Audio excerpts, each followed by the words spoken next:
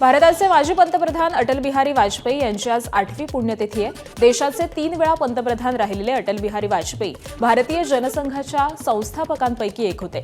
उत्कृष्ट संसदपटू म्हणून वाजपेयी यांची कारकीर्द गाजली। भारतात अणुशक्ती संपन्न राष्ट्र बनवण्यात वाजपेयी यांचा मोलाचा वाटा होता। त्यांच्या कारकिर्दीमध्ये पोखरण इथं अणुचाचणी करत भारत परमाणु शक्ती संपन्न देश बनला। वाजपेयी यांनी पाकिस्तानसोबत संबंध सुधारण्यामध्ये देखील महत्त्वपूर्ण भूमिका बजावली होती। वाजपेयी सर्वप्रथम 16 मे ते 1 जून 1996 या कालावधीमध्ये पंतप्रधान होते। त्यानंतर 1998, त्याचबरोबर 19 मार्च 1999 ते 22 मे 2004 या कालावधीमध्ये त्यांनी पंतप्रधान पद भूषवलं। दरम्यान पंतप्रधान नरेंद्र मोदी यांच्यासह अनेक प्रमुख नेते आज दिल्लीतील अटल स्मृतीस्थळावरती आदरांजली वाहणार आहेत। राष्ट्रवादी काँग्रेस शरदचंद्र पवार पक्षानं आज राज्यातील सर्व जिल्हाध्यक्षांची महत्त्वाची बैठक बोलावली आहे। सकाळी 11 वाजल्यापासून सुरू होणाऱ्या या बैठकीमध्ये प्रदेशाध्यक्ष शशिकांत शिंदे, खासदार सुप्रिया सुळे प्रत्येक जिल्हाध्यक्षांसोबत स्वतंत्रपणे चर्चा करणार आहेत। एनडीए सोबत जाण्याबाबत सुरू असलेल्या चर्चांच्या पार्श्वभूमीवर या बैठकीकडे राजकीय वर्तुळाचं लक्ष लागलंय। मराठा आंदोलक मनोज जरांगे आज रुग्णालयातून डिस्चार्ज घेतल्यानंतर आंतरवाली सराटीमध्ये अभ्यासकांसोबत महत्त्वाची बैठक घेणार आहेत। आज दुपारी 12 वाजता होणाऱ्या या बैठकीमध्ये 29 ऑगस्टच्या पार्श्वभूमीवरती सरकारसमोर मांडण्यात येणाऱ्या विविध मागण्यांवरती चर्चा होणार आहे। त्यामुळे या बैठकीकडे मराठा समाजाचं लक्ष लागलंय। परभणीतील पोखरणी गावामध्ये आज शक्तीपीठ महामार्गाविरोधात परिषद आयोजित करण्यात आली आहे। सकाळी 11 वाजता होणाऱ्या या परिषदेला राजू शेट्टी आणि महादेव जानकर यांची प्रमुख उपस्थिती असणार आहे। याशिवाय विविध पक्षांचे स्थानिक नेते आणि मोठ्या संख्येनं शेतकरी या परिषदेमध्ये सहभागी होणार आहेत। त्यामुळे शक्तीपीठ महामार्गाच्या मुद्द्यावरती पुन्हा एकदा राजकीय वातावरण तापण्याची शक्यता आहे। हिंगोली शहरातील जिल्हा नियोजन समितीच्या सभागृहातील बैठकीमध्ये शक्तीपीठ बाधित शेतकऱ्यांनी जोरदार गोंधळ घातला। शक्तीपीठ महामार्ग रद्द करण्याच्या मागणीसाठी प्रशासनाच्या आढावा बैठकीमध्ये शेतकऱ्यांनी घोषणाबाजी केली। यावेळी पालकमंत्री आणि लोकप्रतिनिधींनी महामार्गासाठी मोजणी होणार नसल्याचं आश्वासन दिलं। मात्र लेखी आश्वासनाची मागणी करत शेतकऱ्यांनी प्रशासनाला धारेवर धरलं। पुण्यातील चाकण औद्योगिक वसाहतीतील रस्त्यांची दुरावस्था, वाहतूक कोंडी आणि पायाभूत सुविधांच्या प्रश्नांवरून उद्योजकांमध्ये नाराजी वाढली आहे। तब्बल 20 उद्योजकांनी स्थलांतराचा इशारा दिल्यानंतर उद्योगमंत्री उदय सामंत यांनी या प्रश्नाची दखल घेत आज चाकण दौरा आयोजित केलाय। दुपारी 4 वाजता उदय सामंत यांची उद्योजक आणि औद्योगिक संघटनांच्या पदाधिकाऱ्यांसोबत बैठक होणार असून या बैठकीमध्ये महत्त्वाचे निर्णय होण्याची शक्यता आहे। दरम्यान रविवारी दौरा कशासाठी, इतर दिवशी प्रोटोकॉल बाजूला ठेवून या म्हणजे वाहतूक कोंडीची समस्या कळेल असं म्हणत विरोधकांनी उद्योजकांपर्यंत आणि उद्योग मंत्र्यांपर्यंतच्या या उद्योग मंत्र्यांच्या दौऱ्यावरती निशाणा साधलाय। ठाकरेंच्या शिवसेनेचे आमदार आदित्य ठाकरेंनी चाकणमधील रस्त्यांची पाहणी केली। चाकण एमआयडीसी मधील वाहतूक कोंडी, पायाभूत सुविधांचा अभाव आणि उद्योजकांच्या अडचणींच्या पार्श्वभूमीवरती आदित्य ठाकरेंनी पाहणी केली आहे। हुंडाई चौक, वासुली फाटा, आंबेठाण, बिरदबडी सह महाळुंग कमान आणि पुलाची ते पाहणी केली। त्याचबरोबर उद्योगांचं संभाव्य स्थलांतर रोखण्यासाठी उद्योजकांशी देखील थेट संवाद साधला। पहिली गोष्ट म्हणजे 20 कंपन्या तर आपल्याला आत्ता दिसत आहेत समोर। अजून अनेक कंपन्या आहेत ज्यांना इथून पुढे जायचंय, बाहेर जायचंय आणि ह्याचं कारण एकच आहे, हे आपण इंडस्ट्रियल एरियामधला इन्फ्रास्ट्रक्चर कोलॅप्स बघत आहोत। म्हणजे आपण मुंबई नाशिक हायवे घेतला तर भिवंडी, मुंबई पुणे घेतला तर हे सगळे रस्ते आहेत। सगळे जे इंडस्ट्रियल एरिया आहेत तिथे इंडस्ट्रियल कोलॅप्स होत आहेच। पण मुख्य गोष्ट दुसरी ही पण आहे की इंडस्ट्री खात्यामध्ये काही असे लोक आहेत ज्यांना त्यांच्या घरी 3-3 वेळा वेगळा टोल भरायला लागतोय आणि हा देखील मोठा विषय आहेच। माझ्या कानावर जे येतं, जे काही इंडस्ट्रीचे लोक मला सांगत असतात, MIDC मध्ये प्लॉट घ्यायला लागलं तर 1500 रुपये पर स्क्वेअर मीटर इथपासून हा रेट सुरू होतोय। एक्सप्रेस टॉवरमध्ये कोणाचं ऑफिस आहे, कोण बसतं तिथे, इतर कोण परिवारातलं बसतं का, हा देखील मुख्यमंत्र्यांनी जरा विचार करावा आणि माहिती काढावी। दरम्यान आदित्य ठाकरेंच्या चाकण दौऱ्यावरून उद्योगमंत्री उदय सामंत यांनी प्रतिक्रिया दिली आहे। घराबाहेर पडून आदित्य ठाकरे उद्योजकांना भेटत आहेत ही चांगली गोष्ट असल्याचं सामंतांनी म्हटलंय। दरम्यान आज उद्योगमंत्री उदय सामंत स्वतः चाकण एमआयडीसी मधील रस्ते, वाहतूक आणि उद्योजकांच्या अडचणींची पाहणी करणार आहेत। चाकण एमआयडीसीला आता आदित्य ठाकरे सुद्धा आज भेट देणार आहेत। चांगलं आहे ना, घरातून बाहेर पडून एखाद्या इंडस्ट्रीला ते भेट देत आहेत, हे फारच चांगलं आहे। नाही, मी कोण सक्रिय झाले, कोण घरामध्ये बसले, कोण ऑनलाईन बोलते याच्यावर बोलणारच नाही। परंतु निदान चाकणच्या बाबतीमध्ये देखील उद्योजकांना जाऊन भेटावं असं काही लोकांना वाटलं. त्याच्यातच आपलं सगळ्यांचं भाग्य आहे, तुमचं माझं. दरम्यान चाकण एमआयडीसीत अनेक नेते मंडळी दौरे करतायत. रोहित पवारांनंतर आदित्य ठाकरेंनी चाकणमध्ये पाहणी केली, तर आज उद्योगमंत्री उदय सामंत देखील चाकणमध्ये जाणार आहेत. या पार्श्वभूमीवरती चाकणमध्ये डागडुजीला सुरुवात झाली आहे. चाकण तळेगाव रस्त्यावरील खड्ड्यांची सध्या डागडुजी करण्यात येते. अकोल्यातील राजकारणात शनिवारी रात्री झालेल्या एका भेटीमुळे नव्या राजकीय चर्चांना उधाण आलंय.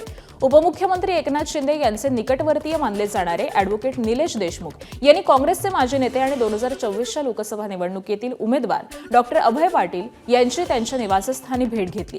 या भेटीमध्ये दोघांमध्ये जवळपास 2 तास बंद दाराआड चर्चा झाल्याची माहिती आहे. काँग्रेसच्या कार्यपद्धतीवरती नाराज असल्याचं सांगत अभय पाटील यांनी वर्षभरापूर्वी पक्षाचा राजीनामा दिला. त्यानंतर त्यांनी कोणत्याही राजकीय पक्षामध्ये प्रवेश केलेला नाही. मात्र आगामी 2 दिवसांमध्ये त्यांनी आपल्या समर्थकांची बैठक बोलावलेली असून त्यानंतर ते शिंदेंच्या शिवसेनेमध्ये प्रवेश करणार असल्याची शक्यता सध्या व्यक्त केली जाते.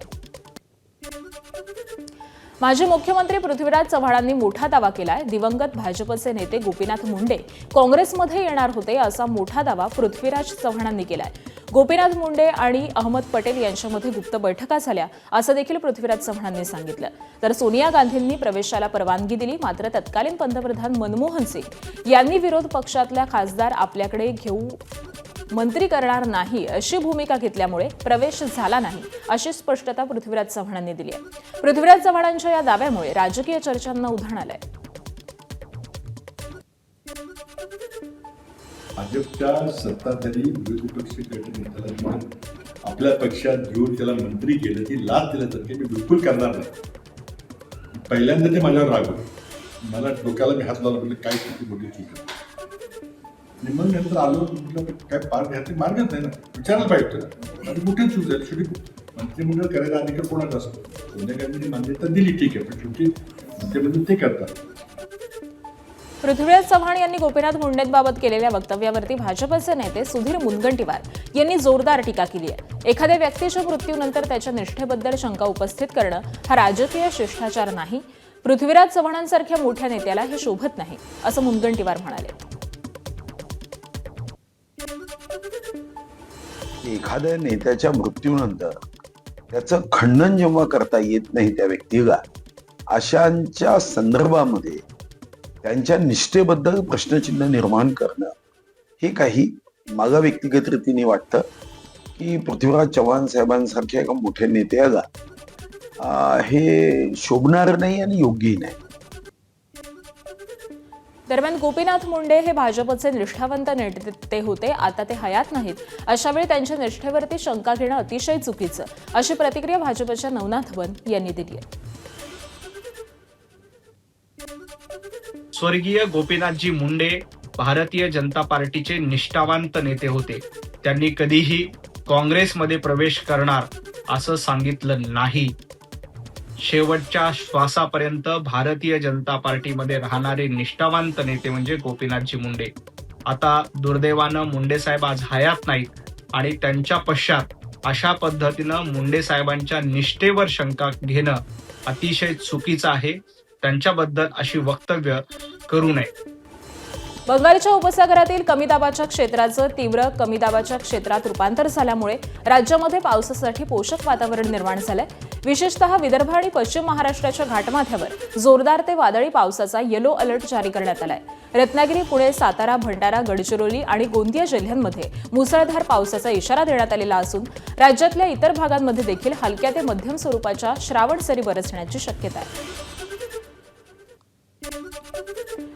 राज्याच्या मुख्यमंत्रीपदावरून शिवसेना नेत्यांनी पुन्हा एकदा भाजपला डिवचलंय. एकनाथ शिंदेच मुख्यमंत्री व्हावेत अशी इच्छा परिवहन मंत्री प्रताप सरनाईकांनी व्यक्त केली आहे. तर शिंदेंनी केलेल्या कामामुळे जनता त्यांना आपल्या मनातील मुख्यमंत्री मानते असं वक्तव्य मंत्री भरत गोगावलेंनी केलंय.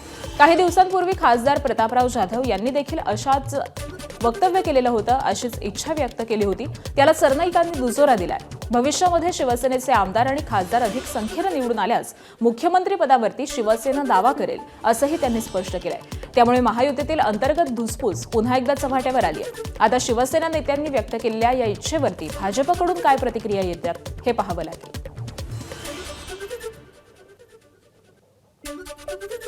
आता बघा, कैलास पाटील विरोधी पक्षाचे ऑपरेशन टायगरचे दुसरे सदस्य असल्या कारणानं ते आता काही ना काही प्रसिद्धीच्या झोतासाठी असे आरोप प्रत्यारोप करतच राहतील. चायनीज कॅमेरे आहेत, असे कॅमेरे आहेत, जापनीज आहेत, कुठल्या देशातनं कुठले कॅमेरे ते फिरून त्यांनी त्या कंपनींची नावं काढलीत हे आम्हाला कल्पना नाही. कैलास पाटील कुठे जातात, काय करतात, किती वाजता घरी जातात, किती वाजता तुळजापूरला येतात, याची सगळी माहितीसुद्धा त्या CCTVच्या कॅमेऱ्याच्या माध्यमातून आम्हाला मिळणार, जेणेकरून आम्हाला आमचं ऑपरेशन टायगर सोपं होईल. तुळजाभवानीच्या सुरक्षेला जर तुम्ही टिंगल टावळीत घेत असाल, त्याला चायनीज जापनीज असं म्हणून काहीतरी तुम्ही तो विषय दुसरीकडे डायव्हर्ट करण्याचा प्रयत्न करत असाल ऑपरेशन टायगरच्या बाबतीत, हे अत्यंत दुर्दैवी आहे. आणि त्यांच्या ते पालक आहेत जिल्ह्याचे, त्यांच्याकडनं ही अपेक्षा नव्हती. आणि तुळजाभवानीच्या कुठल्याच भक्ताला त्यांच्याकडनं ही अपेक्षा नाही. माझ्यावर कुठे सर्व्हिलन्स ठेवायचे ठेवा. त्यांच्या परिवहन विभागाकडे एक तसली गाडी असते, त्याला कॅमेरे असतात, ती गाडी कायम माझ्या मागं राहू द्या, काही अडचण नाही मला. पण काही गोष्टी मी बोलत नाही, आता योग्य वेळेला बोलेन. ऑपरेशन टायगर सुरूच असल्याचं पालकमंत्री सांगतात आणि धाराशिव तुम्ही साहेबांना विचारा की त्यांना मला नाही माहिती. पुन्हा एकदा ओके पॅटर्न चालू तुम्हाला एवढं सांगतो की मित्र म्हणून त्याच्या भावनेचा आदर करणं, त्याचा सन्मान करणं ही मित्राची जबाबदारी असते. त्याच्यामुळं मैत्री आहे ना, मैत्री 100% कायम आहे. पण राजकीय निर्णय घेण्याच्या बाबतीत त्यांना जे वाटतंय तशा पद्धतीचा योग्य निर्णय तुम्ही घ्यावा हीच मला. धाराशिवचे आमदार कैलास पाटील हे ऑपरेशन टायगरचा दुसरा भाग असल्याचा दावा परिवहन मंत्री प्रताप सरनाईकांनी केला होता. तुळजापूरमधील CCTVचा मुद्दा कैलास पाटलांनी उपस्थित केला होता. त्याला उत्तर देताना सरनाईकांनी हा दावा केलाय, तर कैलास पाटलांनी सरनाईकांना उत्तर दिलंय. CCTVचा मुद्दा भरकटण्यासाठी सरनाईक अशा पद्धतीची वक्तव्य करत आहेत असं कैलास पाटील म्हणाले. तर नुकत्याच शिवसेनेमध्ये गेलेल्या ओमराजे निंबाळकर यांनी देखील या संदर्भामध्ये प्रतिक्रिया दिली आहे. कैलास पाटलांनी त्यांना योग्य वाटेल ते करावं, मित्र म्हणून आपण सोबत आहोत असं ओमराजे म्हणाले.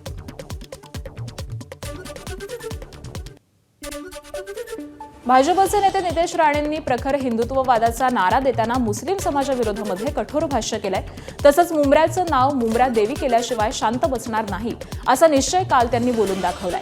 यावरती आज कळवा मुंब्राचे आमदार जितेंद्र आव्हाड यांनी प्रतिक्रिया दिली आहे. मुंब्रा देवीच्या नावावरूनच मुंब्रा असं नाव पडलं असं आव्हाड म्हणाले.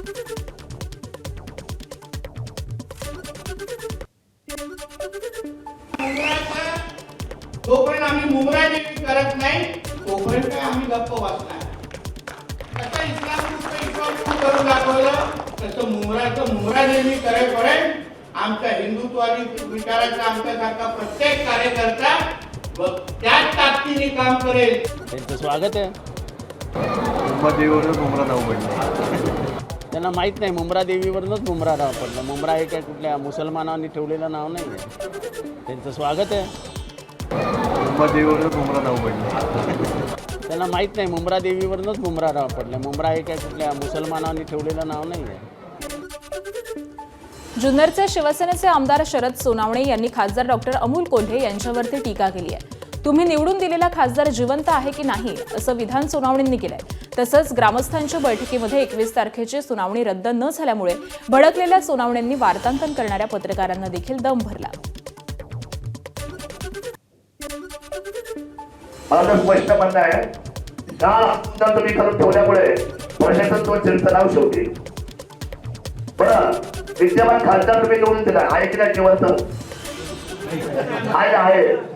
तुम्ही दिलाय. सगळ्यात जास्त मतं दिली तुम्ही दिली. ऐका, आता नाही पैसे मारायची.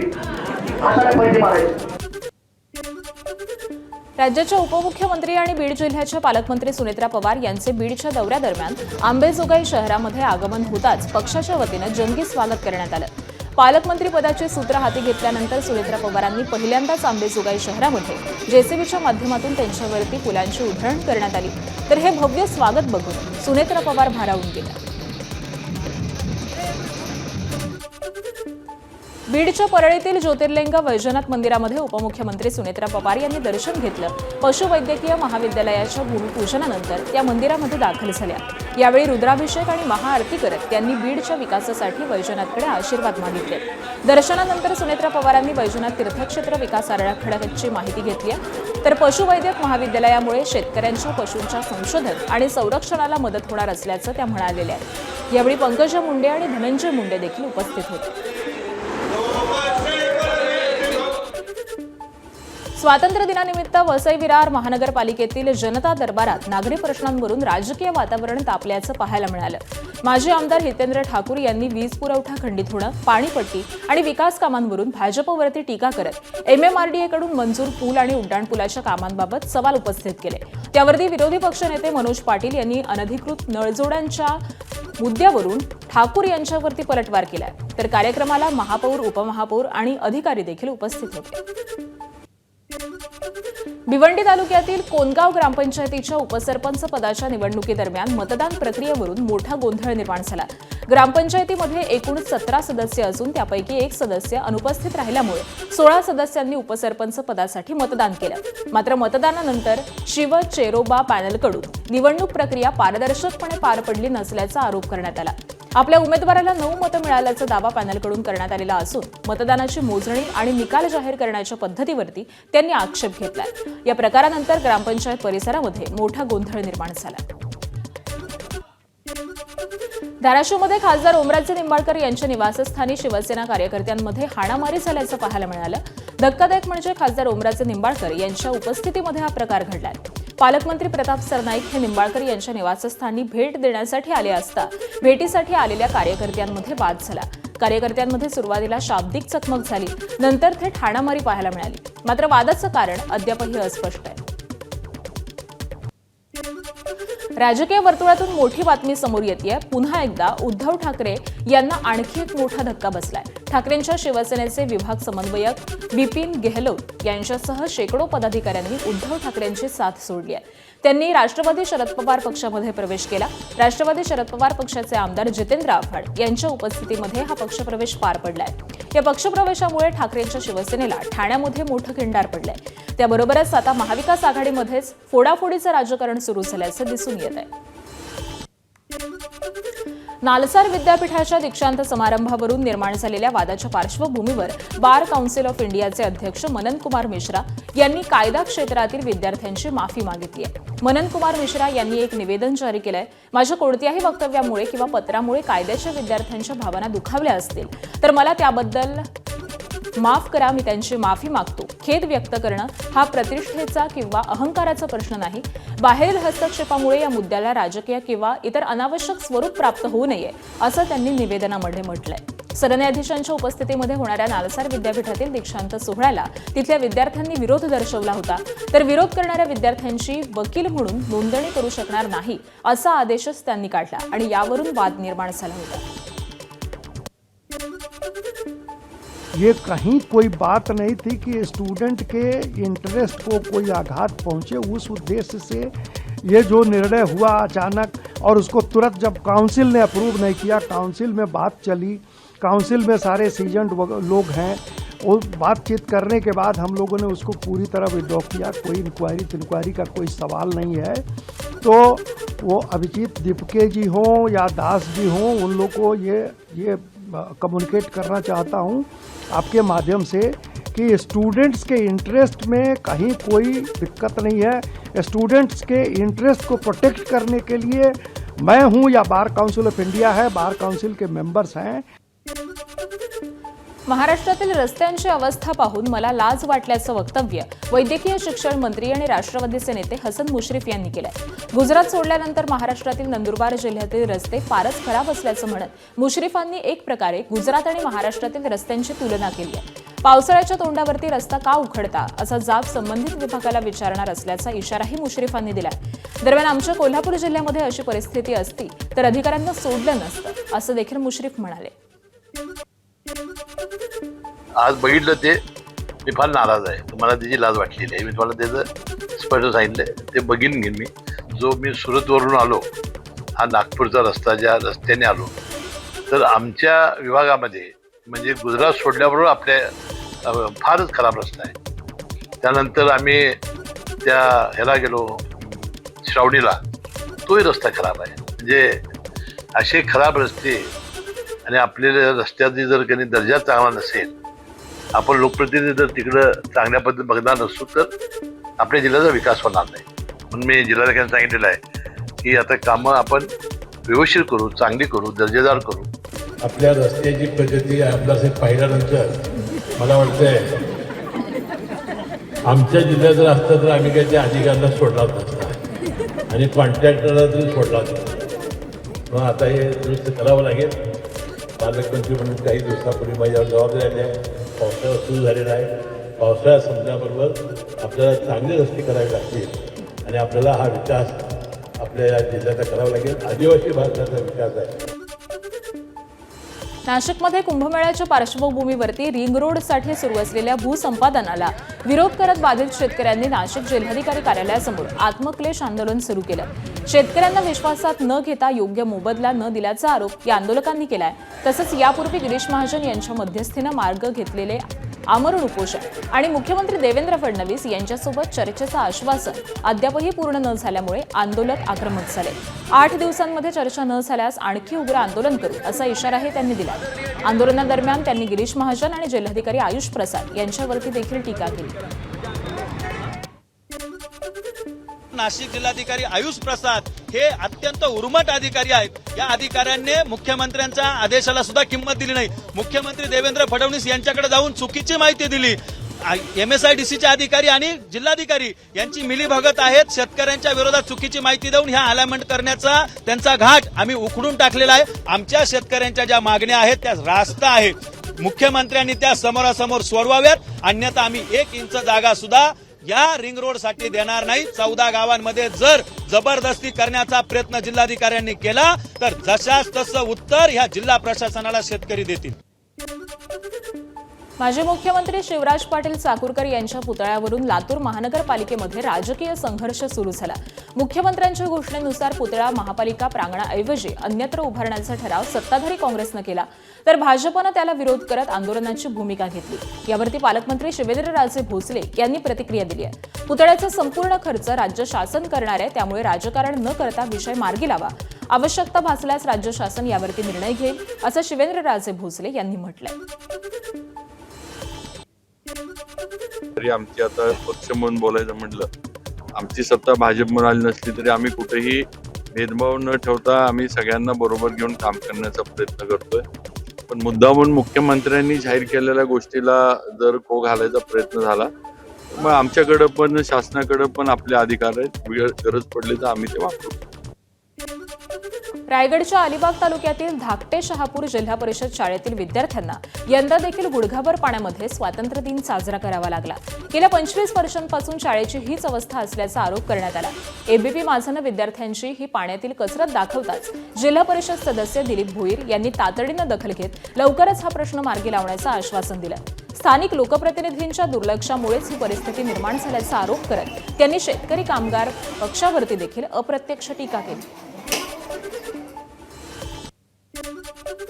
पुण्यात स्वातंत्र्य दिनानिमित्त ग्लोबल मराठा बिझनेस एक्स्पोचं आयोजन करण्यात आलं होतं. यावेळी मराठा समाजानं केवळ नोकरीवरती अवलंबून न राहता उद्योजकतेकडे वळावं असं आवाहन मराठा सेवा संघाकडून करण्यात आलंय. 18 ऑगस्टपर्यंत हा एक्स्पो चालणार असून उद्योग, व्यवसाय आणि नवउद्योजकांना एकाच व्यासपीठावरती आणण्याचा प्रयत्न या एक्स्पोच्या माध्यमातून केला जाणार आहे. पुढील 5 वर्षांमध्ये 1 लाख उद्योजक निर्माण करण्याचं उद्दिष्ट ठेवण्यात आलेलं असून त्यासाठी विविध क्षेत्रातील तज्ज्ञांचं मार्गदर्शन आणि उद्योग क्षेत्रातील संधीची माहिती उपलब्ध करून दिली जाणार आहे. आज मध्य रेल्वेच्या मेन आणि हार्बर मार्गावरती मेगा ब्लॉक घेण्यात येणार आहे. ठाणे ते कल्याण दरम्यान जलद मार्गावरती तर पनवेल ते वाशी दरम्यान हार्बर मार्गावरती हा ब्लॉक असेल. त्यामुळे हार्बरवरील CSMT ते पनवेल आणि ठाणे ते पनवेल लोकल सेवा 5 तासांसाठी बंद राहणार आहे. तर काही मेल आणि एक्सप्रेस गाड्यांचे मार्ग देखील बदलण्यात आले. दरम्यान मध्य रेल्वेच्या ठाणे ते कल्याण अप आणि डाऊन जलद मार्गावरील लोकल दुपारी 3 वाजेपर्यंत स्लो ट्रॅकवरून धावतील. तर हार्बर मार्गावरच्या CSMT पनवेल अप डाऊन मार्गावरील लोकल दुपारी 3:45 वाजेपर्यंत बंद राहतील. ठाणे महापालिकेच्या ठाणे रिंग रेल्वे प्रकल्पातील डॉक्टर काशीनाथ घाणेकर नाट्यगृहाजवळील प्रस्तावित स्थानकाला इडन वुड्स कॉम्प्लेक्समधील रहिवाशांनी तीव्र विरोध दर्शवलाय. हे स्थानक सोसायटीच्या मुख्य प्रवेशद्वारावरती येत असल्यामुळे स्वातंत्र्यदिनी एकत्र येत रहिवाशांनी सरेखन अलाइनमेंट बदलण्याची मागणी केलेली आहे. तर आधीच वाहतूक कोंडी असलेल्या गोडीस अल्वारिस मार्गावरती स्थानक झाल्यास आपत्कालीन सेवांना अडथळा, जुन्या इमारतींना कंपनीचा धोका आणि प्रदूषण वाढेल अशी भीती रहिवाशांनी व्यक्त केली आहे. या प्रकरणी महापालिका आयुक्त सौरभ राव, खासदार नरेश म्हस्के यांना निवेदन देण्यात आलेलं असून अंतिम डीपीआर पूर्वी मागणी मान्य न झाल्यास उपोषणाचा इशारा रहिवाशांनी दिलाय. स्वातंत्र्य दिनाच्या दिवशी सोलापूर महानगरपालिकेच्या प्रवेशद्वारासमोर गणेश बिल्डर्स सोसायटीतील रहिवाशांनी जोरदार निदर्शनं केली. सोसायटीकडे जाणारा एकमेव रस्ता शेजारील बिल्डरनं जेसीबीनं खोदल्याचा आरोप रहिवाशांनी केलाय. या मुद्द्यावरून रहिवाशांनी मागील महापालिका निवडणुकीमध्ये मतदारावरती बहिष्कार टाकलेला होता आणि त्यानंतर पालिकेच्या अधिकाऱ्यांनी भेट घेऊन रस्त्याचा प्रश्न मार्गी लावण्याचं आश्वासन दिलं होतं. मात्र अद्याप ते आश्वासन पूर्ण झालं नसल्याचं सांगत संतप्त रहिवाशांनी आज पालिकेसमोर आंदोलन करण्याचा निर्णय घेतला. प्रशासनानं तातडीनं दखल घेऊन रस्ता पूर्ववत करावा अशी मागणी यावेळी करण्यात आली. देशभरामध्ये स्वातंत्र्याचा जल्लोष साजरा होतोय. सोलापूर महानगरपालिकेसमोर मात्र काही नागरिक आंदोलन करताना आपल्याला पाहायला मिळतात. सोलापुरातल्या जुळे सोलापूर भागातील गणेश नगर बिल्डर्स 3 नंबर 3 रुबीनगर सोसायटीतले हे सगळे नागरिक आहेत आणि या ठिकाणी निषेध आंदोलन जे ते या ठिकाणी करतायत. नागरिक आपल्या सोबत आहेत. गेल्या शनिवारी त्या सागर संतांनी पूर्ण आमचा रस्ता उखडून टाकला. ड्रेनेज लाईन सगळी उखडली, पाण्याची लाईन सगळी उखडली आणि महानगरपालिकेने आज तागात त्याच्यावरती गुन्हे सुद्धा दाखल केलेला नाही. महानगरपालिकेतले 2 कर्मचारी मठपती आणि प्रमोद गोविंदवार या दोघांच्यावरती माझा आक्षेप मी त्यांना दोघांना सस्पेंड करा. दोघांची डिपार्टमेंटल एन्क्वायरी लावा. गॅस टाकी येत नाही, मुलांना शाळेत सोडायचा प्रॉब्लेम आहे. खड्ड्यात उतरून मग कसं जाणार आम्ही? सकाळी 8 वाजता शाळा असते मुलांची, कसं सोडणार आम्ही? व्हॅन तर येतच आहे. दूध सुद्धा नाही आम्हाला 8 दिवस झालं. घरातले गॅस संपलेले आहेत. 8 दिवस झाले नंबर लावले. गाडी तिथं मेन रस्त्यापर्यंत येऊन रिटर्न जात आहे. कॅमेरापासून आयुक्त विश्व आताच येत होती माझा सोलापूर. लातूर उदगीर नगरपालिकेतील स्वच्छता कंत्राटी कामगारांनी स्वातंत्र्यदिनी पालिकेवरती धिक्कार मोर्चा काढला. 8 ते 9 महिन्यांपासून वेतन न मिळाल्यामुळे कामगार हातात फलक आणि कचऱ्याच्या गाड्या घेऊन रस्त्यावरती उतरले. शहर स्वच्छ ठेवणाऱ्यांनाच पगारासाठी लढावं लागत असल्याचा संताप त्यांनी व्यक्त केलाय. थकीत वेतन तातडीनं द्यावं आणि पुढे वेतन रखडू नये यासाठी कायमस्वरूपी व्यवस्था करण्याची मागणी कामगारांनी केली आहे. बीडच्या माजलगाव तालुक्यातील किट्टी आडगावमध्ये स्वातंत्र्यदिनी ग्रामस्थांनी वेगळ्या पद्धतीनं आंदोलन केलं. जलजीवन मिशन अंतर्गत 4,75,00,000 रुपये खर्च करून देखील गावाला सुरळीत पाणी पुरवठा होत नसल्यामुळे ग्रामस्थांनी ग्रामपंचायत कार्यालयासमोर भजन कीर्तन करत उपोषण केलंय. कामाची चौकशी करून गावात नवीन पाईपलाईन टाकावी ही त्यांची प्रमुख मागणी आहे. स्वातंत्र्यदिनी भजनाद्वारे झालेल्या या आंदोलनाची सध्या जिल्हाभरामध्ये चर्चा होतीये. नांदेडमध्ये पंजाबचे माजी उपमुख्यमंत्री सुखबीर सिंग बादल यांच्यावरती झालेल्या हल्ल्यावेळी स्वतःचा जीव धोक्यात घालून त्यांचे प्राण वाचवणारे पोलीस निरीक्षक संतोष केंद्रे यांचा सन्मान करण्यात आला. स्वातंत्र्य दिनाच्या ध्वजारोहण सोहळ्यामध्ये जिल्ह्याचे पालकमंत्री अतुल सावे यांच्या हस्ते केंद्रे यांना पदक देऊन गौरवण्यात आले. त्यांच्या या धाडसी कामगिरीचं उपस्थित मान्यवरांनी देखील मुक्तकंठानं कौतुक केलं. बीडमधील विलास घुले हत्येप्रकरणी जिल्हाधिकारी कार्यालयासमोर घुले कुटुंबियांचं गेल्या 10 दिवसांपासून उपोषण सुरू आहे.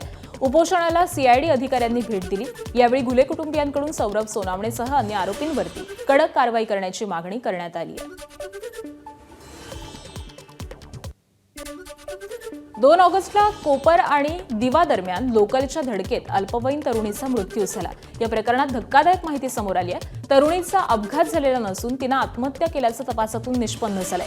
पोस्टमार्टममध्ये ती 3 महिन्यांची गर्भवती असल्याचं समोर आल्यानंतर डोंबिवली जीआरपीनं तपास वेगानं केला. इंस्टाग्रामद्वारे ओळख झालेल्या डोंबिवलीतील राज पकड या तरुणासोबत तिचे प्रेमसंबंध असल्याचं मोबाईल चॅटमधून स्पष्ट झालं. पोलिसांनी राजला अटक करून कल्याण न्यायालयामध्ये हजर केलं असता त्याला 20 ऑगस्टपर्यंत पोलीस कोठडी सुनावण्यात आली आहे. स्वातंत्र्य दिनाचं औचित्य साधत मुंबई पोलिसांनी नागरिकांना चोरीला गेलेला मुद्देमाल पकडून परत केलाय. एकूण 1,15,00,000 रुपयांचा मुद्देमाल परत करण्यात आलाय. पश्चिम परिमंडळ 2 कडून 80 फिर्यादींना त्यांच्या वस्तू परत देण्यात आल्यात. यामध्ये वांद्रे, खार, सांताक्रूज, जुहू, DN नगर पोलिसांनी ही कारवाई केली आहे. गहाळ झालेले किंवा हरवलेले मोबाईल, त्याचबरोबर सोनं, चांदी यांचा देखील यामध्ये समावेश आहे. अप्पर पोलीस आयुक्त डॉक्टर अभिनव देशमुख यांच्या मार्गदर्शनाखाली उपायुक्त डॉक्टर मोहित कुमार गर्ग यांच्या संकल्पनेमधून हा उपक्रम राबवण्यात आला. मुंबई अहमदाबाद बुलेट ट्रेन प्रकल्पाच्या कामाला वेग आलेला असून सुरत बिलीमोरा या 50 किलोमीटरच्या पहिल्या टप्प्यामध्ये चाचणी आणि पहिली सेवा सुरू करण्याचं लक्ष्य आहे. संपूर्ण 508 किलोमीटर मार्गावरती ट्रॅक आणि OHEचं काम सुरू आहे. मुंबईजवळ 21 किलोमीटरच्या बोगद्याचं त्यातील 7 किलोमीटर अरबी समुद्राखालून कामही सुरू झालेलं आहे. संपूर्ण कॉरिडॉर 2029 पर्यंत कार्यान्वित करण्याचं नियोजन आहे.